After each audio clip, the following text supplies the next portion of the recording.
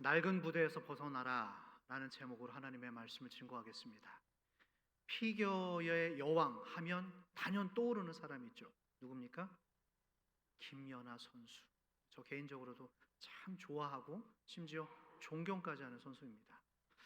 언젠가 김연아 선수가 출전했던 중요한 이 국제 대회 경기를 봤어요. 참 인상적인 것이 있었습니다.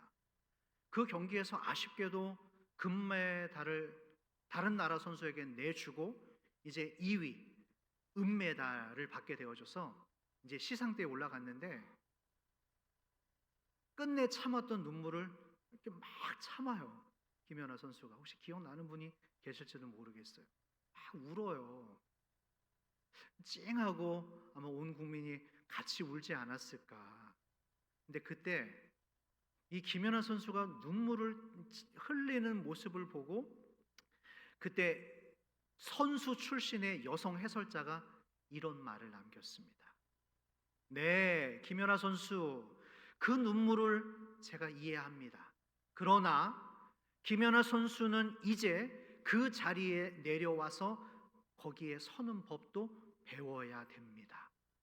와, 명언을 남긴 거예요. 여러분, 이 세상에 영원한 건 없어요. 영원한 여왕, 왕자, 영원한 영광과 명성도 없습니다. 한시적일 뿐이에요. 다 지나가는 거예요. 손흥민 선수의 아버지 손운정 감독님께서 이 말을 가르친대요. 너의 지금 화려함과 명성이 계속될 것 같이 절대로 그렇지 않다 하더라. 머지않아 곧 너는 이 자리에서 내려오고 사람들의 기억 속에서 잊혀져 갈 수 있는 마음의 준비를 하라고 가르친대요. 너무나 멋진 아버지. 오늘 예수님께서 한 비유의 이야기를 꺼내 오셔요. 예수님께서 그 가르침의 특징이 있다면 우리 주변 일상에서 일어나는 소재의 거리를 가지고 항상 우리에게 가르쳐 주십니다. 아주 높은 차원, 4차원의 말씀도 물론 주시지만 대부분 우리 일상에서 일어나고 있는 평범한 우리의 상황 속에서 말씀의 소재를 찾으시는 거예요. 오늘 예수님께서 가르쳐 주십니다. 다 알고 계시는 말씀. 어쩌면 새 부대를 낡은 가죽 부대에 넣지 말고 새 포도주는 새 부대에 넣어라.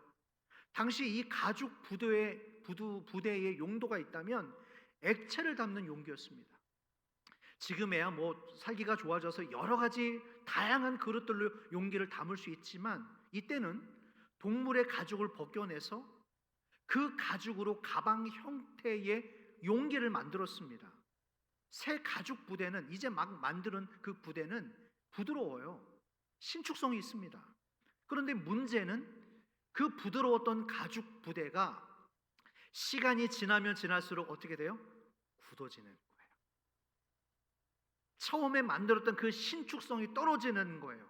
그런데 그런 부대에 포도주를 넣으면 이 포도주가 발효되는 과정 속에서 가스가 분출됩니다. 팽창돼요. 그러면 가죽 부대도 거기에 맞게 자연스럽게 신축성 있게 늘어났다, 줄어든다 하면 아무 문제가 없는데 낡은 가죽 부대는 어쩌다고요? 이 신축이 되질 않아서 포도주의 팽창을 견디지 못하고 뻥 하고 터져버리는 거예요. 예수님께서 오늘 왜 굳이 이 비유의 이야기를 들으셨을까? 누구에게 어떤 말씀을 가르쳐 주고 싶었던 것일까? 그 의미를 찾아가 보도록 하겠습니다. 한 가지입니다. 자, 14절 말씀 제가 읽어볼게요. 그때 요한의 제자들이 예수께 나와 이르되, 그때에 요한의 제자들이 예수께 나와 이르되, 자, 그때라고 시작했어요. 14절의 말씀이. 자, 이때가 어떤 상황일까 조금 풀어드리겠습니다. 예수님께서 지금 제자를 12명을 지금 부르고 있으세요. 지금 마태라고 하는 새로운 제자를 영입하시는데 이때 당시에 마태의 직업이 뭐였죠? 세리였습니다. 세무 공무원이었어요. 지금과 달리 당시의 세무 공무원은 인간 이하의 천대시 받았던 가장 최악의 직업이 세무 공무원이었어요. 그런데 예수님이 그와 같은 사람을 하필이면 많고 많은 사람들 중에 그런 사람을 부르는 거예요. 네가 내 제자가 되어야 되겠다. 예? 제가요? 저 같은 사람이요? 그래, 네가 제자가 되어야 되겠다. 이 마태도 자기 자신조차도 지금 이게 꿈인지 생시인지 분간이 안 되는 거예요. 너무 기쁜 나머지 예수님을 본격적으로 따라가기 전에 자기 집에서 만찬을 베풉니다. 얼마나 좋았으면. 누가 초대받았을까요? 그 잔치에 동료 세리들, 공무원들, 그리고 창기들. 그러니까 한번 상상 한번 해보세요. 이 잔치집을 사람들이 가장 손가락 찢던 했던 사람들이 거기에 싸그리 다 모여 있는 거예요. 이 광경을 보고 바리새인들이 굉장한 반감을 가지고 예수님을 지금 트집 잡기 시작합니다. 먼저 비난을 맞췄고요. 지금 이 14절은 심지어 요한의 세례 요한의 제자들까지 이 꼬드겨 가지고 요한의 제자들이 예수님께 따지는 거예요. 자, 어떻게 따지는가? 무슨 트집을 잡는가? 다 같이 한번 읽어보겠습니다. 14절 시작. 우리와 바리새인들은 금식하는데 어찌하여 당신의 제자들은?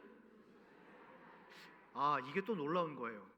세례 요한의 제자들과 바리새인들은 그동안 뭐 얼마나 친했다고 벌써 꿍짝이 됐어요.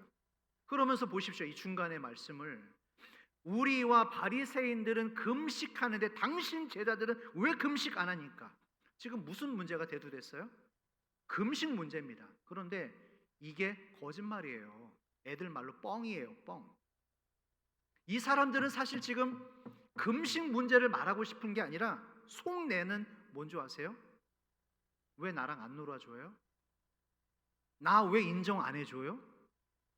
나를 왜 거기 잔치집에 초대해주지 않냐는 서운함이에요. 섭섭함. 야, 여러분, 이 사람의 섭섭함이 이게 보통 문제가 아니에요. 혹시 지금 누군가와 어떤 일에 이 서운함이 걸려 있는 분이 있다면 가능한, 어렵다라는 걸 저도 알아요. 가능한 빨리 해결되기를 주의 이름으로 축원합니다. 이게 돌아온 탕자의 형의 마음이에요. 무슨 말이냐면, 아버지 저는 왜 이뻐해 주지 않아요? 전 뭐예요? 저는 왜 안 주세요? 이런 마음입니다. 죽다 살아온 집 나갔던 동생이 다시 돌아왔는데 이게 기쁜 게 아니에요. 이건 중요하지 않아요. 걔가 살아왔는지 돌아왔는지 나갔는지. 그냥 하나, 자기를 인정해 주지 않는 아버지가 너무너무 서운한 거죠. 이 섭섭함. 이 가만히 보면 교회도 그렇습니다. 예수 믿은 지 오래된 사람일수록 또는 교회 안에서 봉사를 정말 많이 하는 사람일수록 이 섭섭함의 문제에 자주 부딪히게 돼요. 귀 있는 자도 들으시고 귀 없는 자도 들으셔야 돼요. 이 섭섭함의 문제. 자, 16절 이어서 한번 가보겠습니다. 16절 시작. 생배 조각을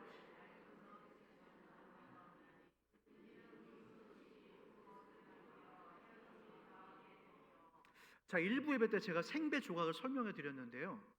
이 생배 조각이 뭔지 많이들 알고 계시더라고요. 생배 조각 뭡니까? 이 뭐죠? 이 삶은 그 잿물에 삶지 않은 무명실, 명주실을 말합니다. 이걸 생배 조각이라고 해요. 즉 다시 말씀드려서 이 사람들 안에 자리 잡고 있었던 낡은 사고방식, 옛날 사상, 그 전통에 묶여 있는 너희들이 가지고 있는 그 옛날의 습관과 생각으로는 내가 너희에게 전하는 이 새 복음, 하나님의 말씀, 하나님의 나라를 너희들이 감당할 수 없다라고 하는 것을 새 포도주에 지금 비유하고 있는 거예요. 19세기 말에 자동차가 발명되기 전까지는 이 마차가 교통수단이요 운송수단이었습니다. 그런데 자동차가 발명되고 나서 상용화되기 시작하면서 천지가 개벽되는 거예요. 역사가 달라집니다. 마차 운송 회사들은 충격에 빠져요. 돈을 엄청나게 많이 벌었거든요, 그동안. 그런데 이제 이 사람들이 고민이 생긴 겁니다. 야, 우리가 이 마차 회사로 그동안 먹고 살았는데 저 강력한 쇳덩어리 기계를 우리가 어떻게 이길 것인가? 딜레마에 빠진 거죠. 자, 그래서 이 마차 운송 회사들이 이제 대안을 마련하는 거예요. 야, 좋은 생각이 났다. 우리가 두 마리로 말을 끌었으면 이번에는 4마리를 갖다 붙여놓자. 더 빠르게 하자. 너희 회사가 4마리를 하면 우리는 8마리를 투입시키겠다. 그리고 마차의 무게를 줄이겠다. 그래서 저 자동차와 대결을 하겠다.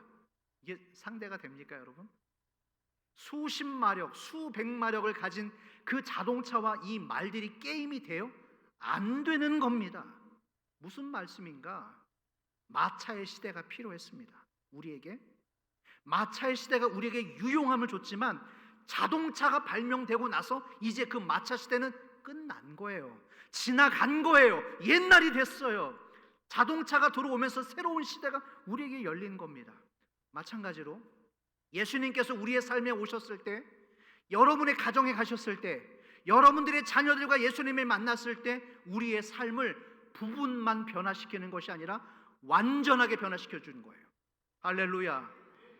마차 시대가 가고 새로운 시대가 온 것처럼 우리 인생에 예수님이 찾아오면 새로운 시대가 찾아오는 겁니다. 열려지는 거예요. 새로운 세계가 열립니다. 주님은 우리를 고쳐주실 때 그 구멍난 부분만 고쳐주는 것이 아니라 완벽한 새로운 것을 주시는 좋으신 분임을 믿으시길 바랍니다. 그래서 신앙은 어디서부터 시작돼야 되는가? 죽어야 돼요. 여러분, 우리의 신앙과 믿음은 내 옛사람이 철저히 죽는 데서부터 시작이 되어집니다. 아멘입니까, 여러분? 죽기는 싫으시죠? 아멘이 없는 거 보니까. 네, 우리가 죽어야 돼요. 내 교만과 아집이 박살이 나야 돼요. 그런데 우리는 이걸 싫어해요. 가을이 되면 낙엽이 다 떨어지고 그 자리에서 이듬해 봄에 새로운 싹이 일어나듯이 잎이 떨어져서 죽어야지만이 생명이 일어난다는 것입니다. 할렐루야. 주님이 우리에게 오시는 날, 우리 가정에 오시는 날, 옛사람이 죽고 새로운 사람이 시작되는 날인 줄로 믿습니다. 오늘 이 말씀, 새 포도주는 새 부대에 담아 넣어라. 예수님이 지금 이 포인트를 강조하시는 거예요. 너의 낡은 묵은 그 생각 있지, 너의 지나갔던 그 감정들 있지, 수년 전에 있었던 그 아픈 사건들을 왜 아직도 가지고 있느냐? 아들, 딸아, 너는 그것을 잃어버려라. 지워버려라. 내가 너에게 주는 생명의 그 생명력 강력한 새 포도주를 네가 감당하려면 너의 묵은 것을 다 잊어버려라. 할렐루야. 그래서 새 포도주를, 새 부대를 말씀하시는 거예요. 17절 말씀 읽겠습니다. 17절 시작.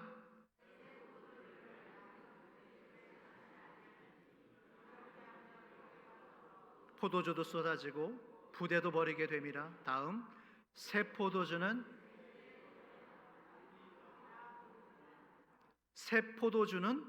새 부대에 넣어야 어떻게 돼요? 맞아요. 여러분, 하나님께서 우리에게 주시는, 매일마다 주시는 은혜는 새 포도주입니다. 그 포도주를 감당하기 위해서 한 가지, 내 속사람의, 여러분의 속사람이 유연해져야 돼요. 경직되신 분들이 있죠.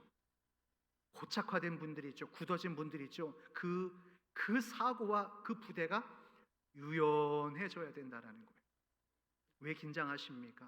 왜 굳어 계십니까? 그 마음이 유연해지셔야 된다는 거예요. 할렐루야. 에베소서 4장에 있는 말씀입니다. 다 같이 시작. 너희는 옛사람을 벗어버리고, 뭐를 벗어버리고? 옛사람을 벗어버리고, 다음 절, 오직 너희의 심령이 새롭게 되어 하나님을 따라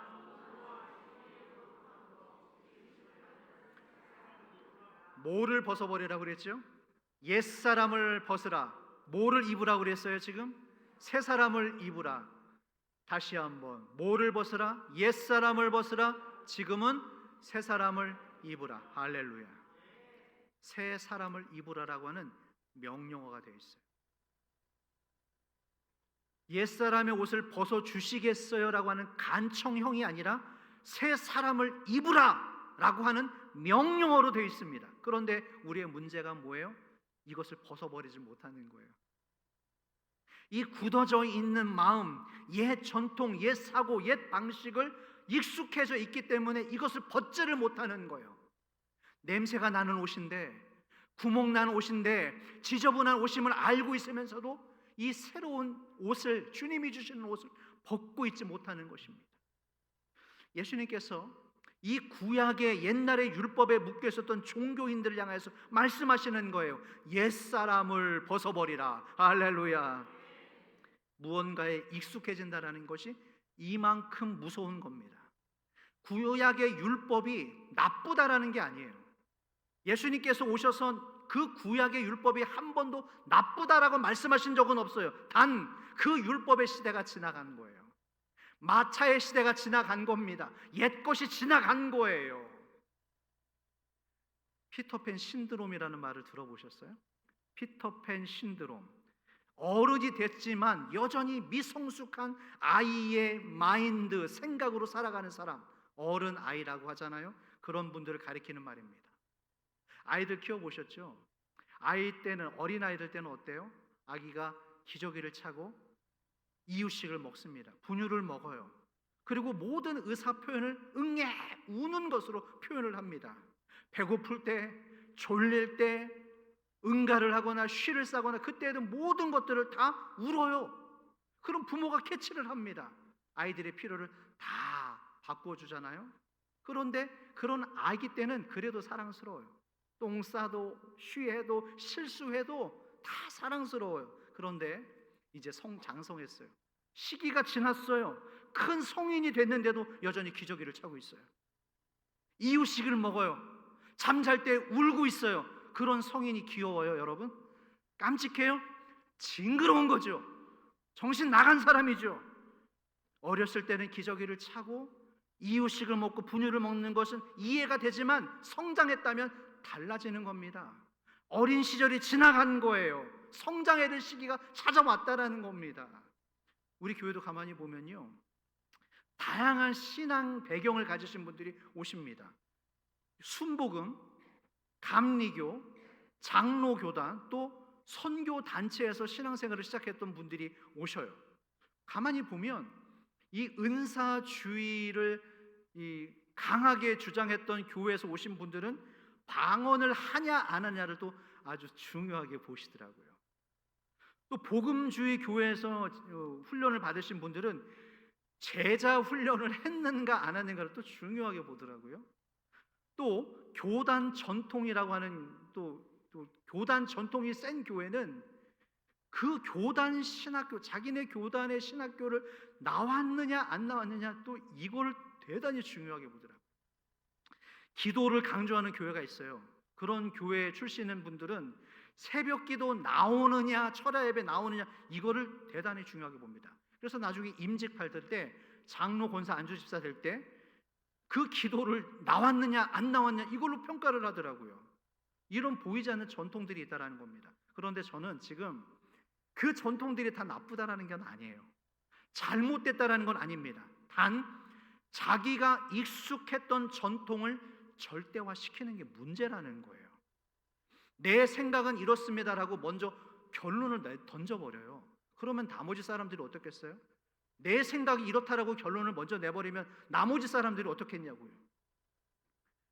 여러분, 나머지 사람들, 다른 생각을 하는 사람들을 전부 다 신앙이 없는 것처럼, 잘못된 것처럼 폄하하는 게 문제라는 거죠. 세상은 넓습니다. 마찬가지로 신앙의 세계 또한 태평양처럼 크고 넓어요. 새벽기도 중요하고요, 방언하는 것도 중요하고요, 성경 공부하는 것 다 중요합니다. 하지만 이 모든 것들이 거대한 태평양을 이루는 그냥 한 부분일 뿐이에요. 더 깊은 바다가 있어요. 그런데 완도에 있는 앞바다만 보고 나서 내가 바다를 다 정복했다고 말하는 것, 이게 바로 낡은 부대라는 거예요. 이게 바로 낡은 사고라는 겁니다. 경직되어 있는 내 생각 안에 갇혀버리는 거예요. 우리 주변에 이런 사람들이 얼마나 많이 있는 줄 아세요?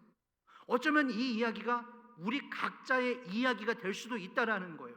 그래서 주님께서 오늘 이 사람들의 옛날 것에 묶여있는 사람들에게 뭘 준비하라? 새 부대를 준비하라고. 이제 여기서 풀어지셔야 돼요. 아, 이 의미였구나. 여러분, 그렇다면 주님께서 우리에게 말씀하시는 새 사람을 입으라, 새 부대를 준비하라, 무엇을 해야 되는가? 단 하나, 과거를 확실히 마무리 짓고 가야 됩니다. 과거에 마침표를 찍으셔야 됩니다. 제가 우리 부교육자들 할 때 항상 그래요. 부탁합니다. 일을 할 때 마침표를 찍으십시오. 그냥 얼렁뚱땅 일을 흐지부지 마무리하지 마시고 어떤 일이든 시작했다면 마무리에 마침표를 정확하게 찍으라고 그래요. 고린도후서 5장에 있는 말씀입니다. 다 같이 한번 읽어볼게요. 시작. 그런즉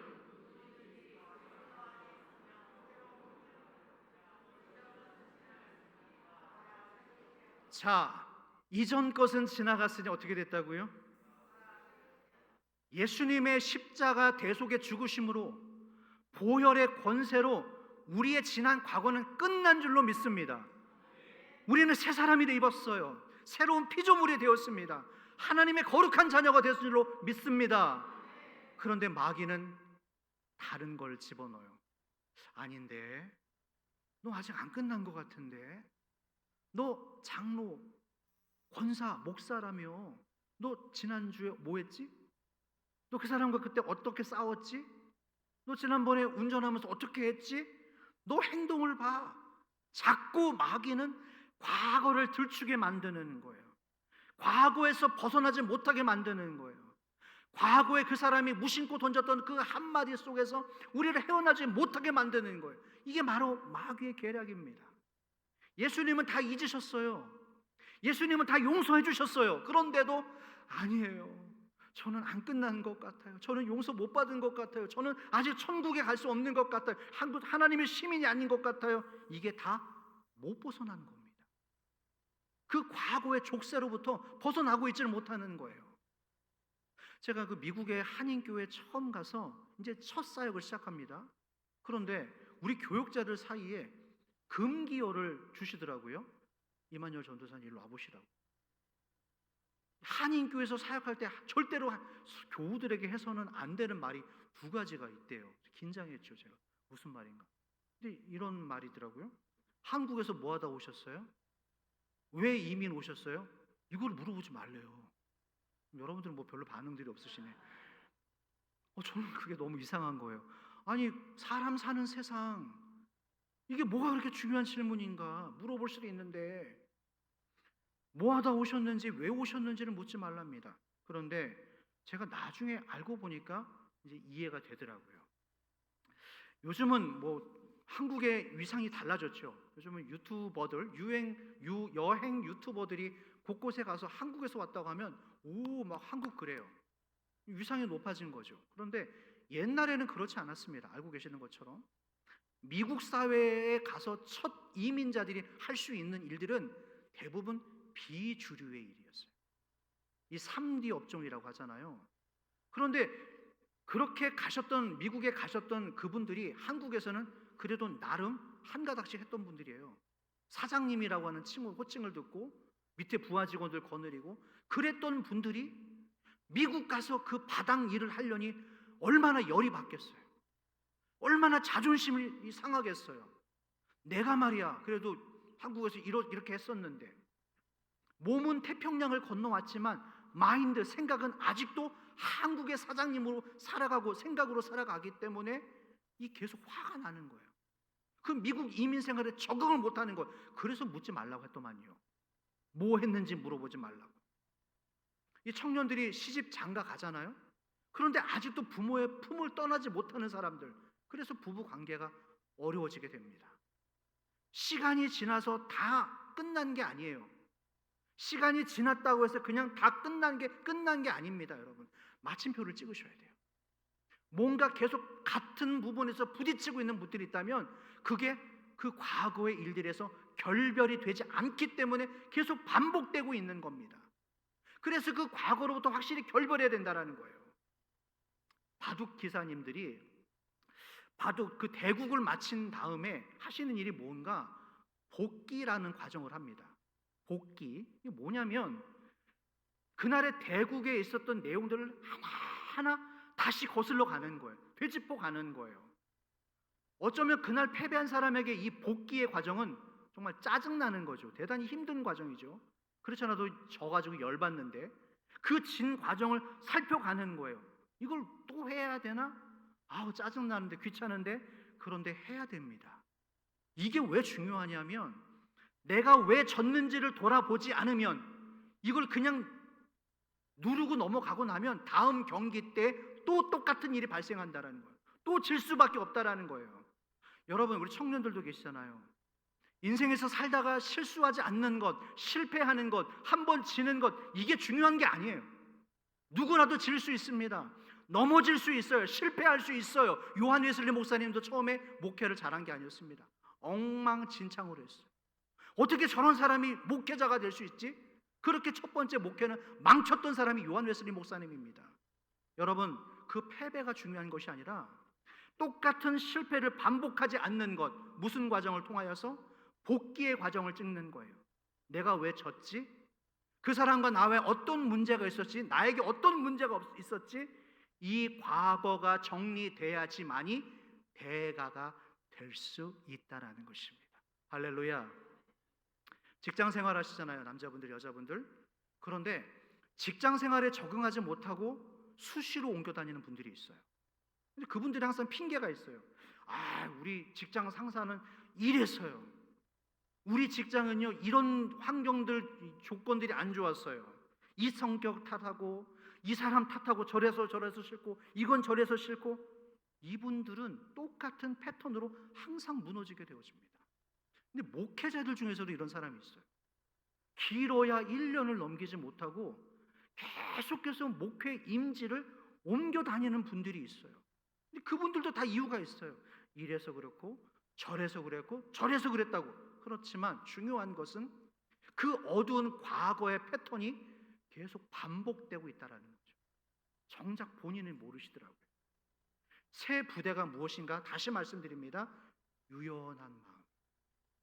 어쩌면 지금 이 자리에 계신 여러분들 가운데 이 마음을 경직되게, 스스로 긴장되게, 굳어지게 만들고 계시는 분들이 계실지도 모르겠어요. 하지만 여러분, 주님께서 우리에게 주시는 마음은 그런 마음이 아니에요. 딱딱해진 마음이 아닙니다. 굳어진 마음이 아닙니다. 유연한 마음, 신축성이 있는 마음, 내 고집과 내 생각과 내 뜻이 분명히 있지만 내 의지를 꺾어버리고 때로는 하나님의 뜻에 맞춰드릴 수 있는 것, 이게 유연한 마음이에요. 나는 죽어도 이걸 해야 되겠다. 나는 죽어도 내 뜻을 포기하지 못하겠다. 이 긴장된 마음, 경직된 사고를 버리십시오. 왜 이렇게 아멘들이 없으시지?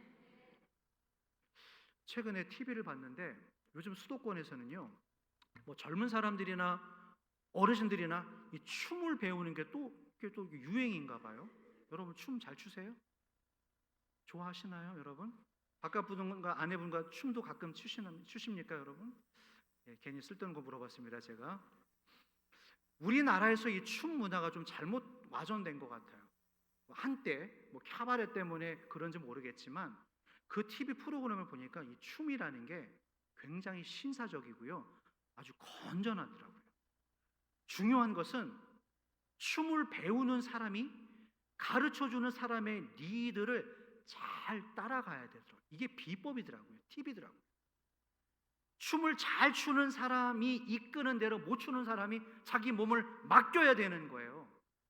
그 사람의 이끄심을 따라가야 되는 거예요. 저는 그것을 보면서 생각했습니다. 이 춤이라는 게 대단히 성경적이구나. 배우려면 자존심 버려야 됩니다. 쑥스러워서요. 다 알고 있는데 그러면 절대로 춤을 배울 수 없어요. 내 생각, 내 의지를 다 버려버리고 무조건 상대방의 리드에 내 몸을 맡겨야지만 배울 수 있는 거예요. 맡겨야지만 그 어리숙했던 동작이 아주 아름답게 되는 겁니다. 마찬가지로 우리 인생이 하나님과 춤을 추고 있는 거예요. 2부 때도 별로 이 말이 제가 되게 멋있다고 생각했는데 2부 때도 그렇군요. 어쩌면 우리의 인생이 하나님과 지금 춤을 추고 있는 거예요. 내가 이 춤을 출 때 하나님을 리드한다고 감히 생각해 보세요. 이 춤은 엉망이 되어집니다. 내 삶은 엉망이 되는 거예요. 나와 하나님과 함께 추고 나가는 이 인생의 춤은 내 몸과 마음을 하나님께 다 맡겨드렸을 때, 그분이 나를 온전히 리드해 가실 수 있도록 나를 맡겨드렸을 때 우리의 인생의 춤은 완벽해지는 거예요. 예. 내가 다 이해해서 내 몸이 편해서 맡기는 것이 아니에요. 따라가는 게 아니에요. 잘 모르지만, 아직 익숙하지 않지만 주님을 믿고 따라가는 것, 의지하는 것, 그게 유연한 마음이라는 겁니다. 그런데 우리 마음속에 아직도 이 유연한 마음으로 바뀌질 못하고 굳어져 있는 내 생각과 내 고집이 있다니까요. 내 아집이 있다니까요. 아무리 내 주변에서 나를 걱정해서 좋은 말을 해주원들 내 생각이 변하지 않는 거예요. 아무리 떠들어 봐라. 나는 내 길을 걸어가리라. 이게 경직된 마음입니다. 왜 그 사람의 말이 틀렸다고 생각하세요? 왜 그 사람의 뜻이 잘못됐다고 생각하세요? 아니에요. 에스겔서 36장의 말씀입니다. 다 같이 시작. 또 새 영을 너희 속에 두고 새 마음을 너희에게 주되.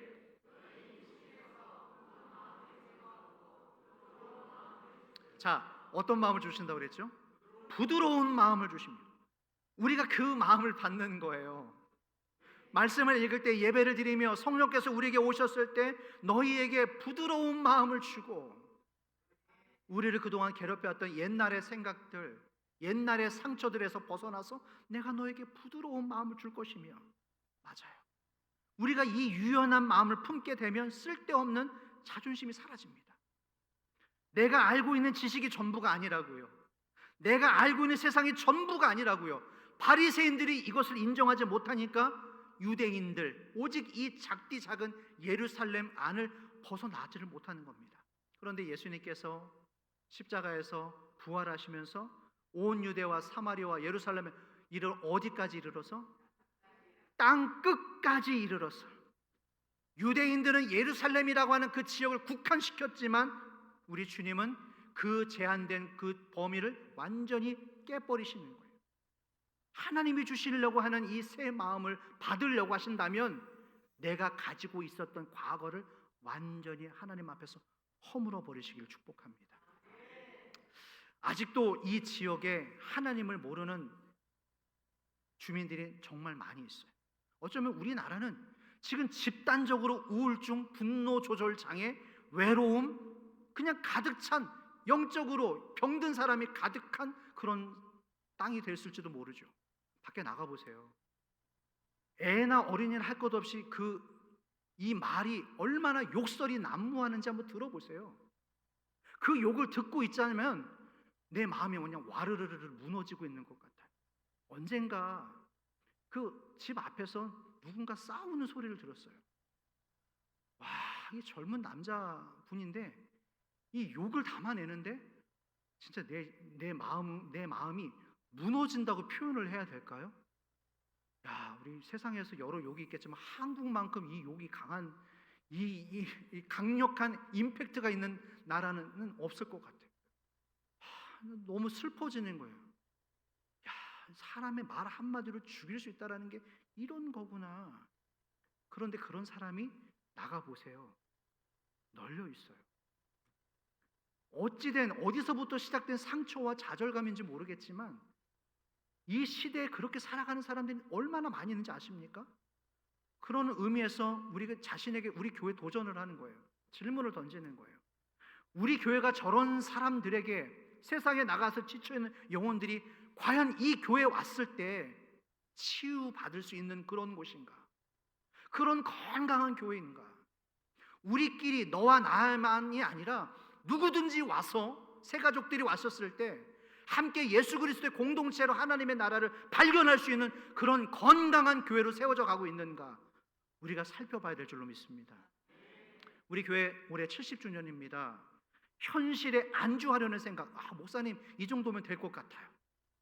옛날에 익숙해져 왔던 습관처럼 전통적으로 잡아왔던 것이 나쁘다라는 것이 아니라 익숙해졌던 우리의 사고를 버리고 지금 저 바깥의 세상에서 일어나는 사람들과 사건들을 바라보시면서 우리 교회가 저들을 끌어안으려고 하는 선교 지향적 교회, 말씀의 공동체, 예배의 공동체, 그게 바로 70주년을 맞이하는 하나님이 저에게 심어주신 비전이라는 겁니다. 우리 교회는 작년부터 그래서 우리 교회 모든 조직을 다 싹 재정비시켰어요. 이게 완성이 아니라 시작일 뿐입니다. 가야 될 길이 아직도 한참이나 멀었어요. 분명한 것은 단 하나, 사람의 힘으로는 불가능하다라는 거예요. 하나님이 이 일을 하실 줄로 믿습니다. 말씀을 정리해 가겠습니다. 오늘 말씀을 짧게 한번 다시 되돌아켜 보시죠.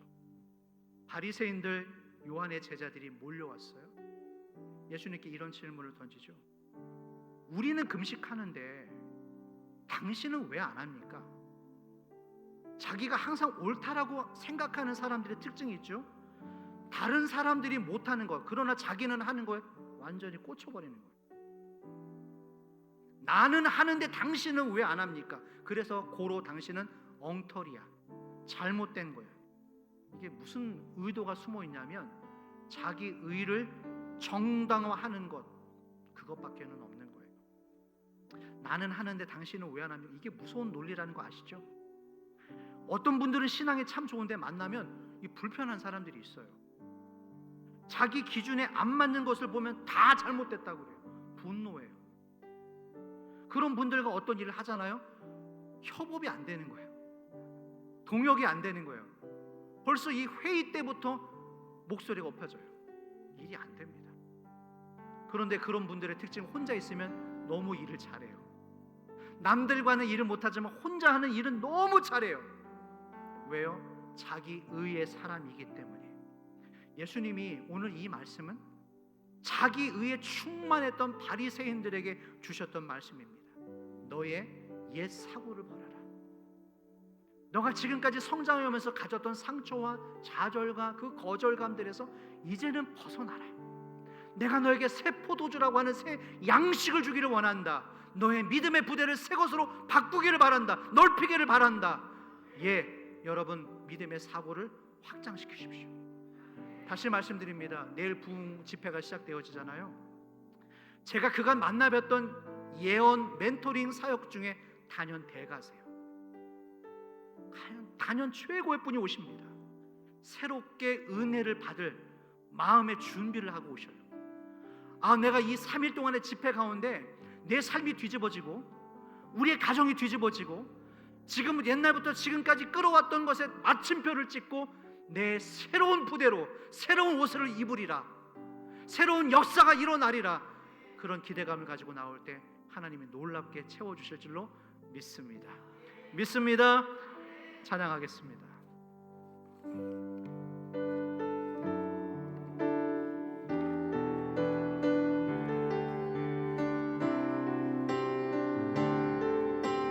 주 나의 모습 보내